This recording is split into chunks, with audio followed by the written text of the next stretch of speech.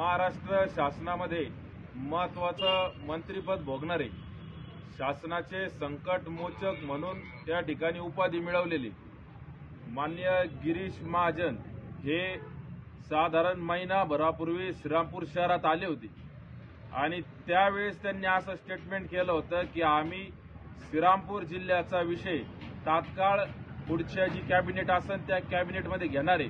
परंतु आज त्या ठिकाणी महिना होऊन गेला, अनेक कॅबिनेट झालेले आहे।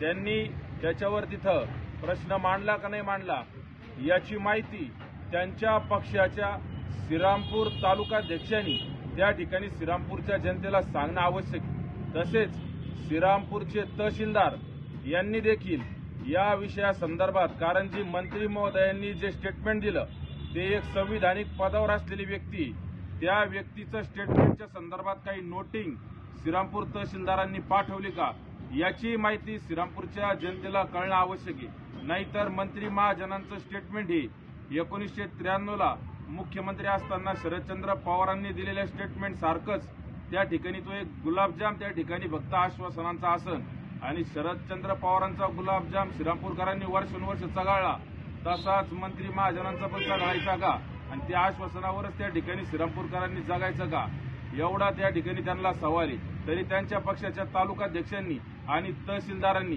या प्रश्नाचं त्या ठिकाणी उत्तर देणं आवश्यक आहे। नाहीतर येणाऱ्या काळात त्यांच्या वरिष्ठांच्या समोर त्यांना या प्रश्नांचं उत्तर द्यावं लागणार।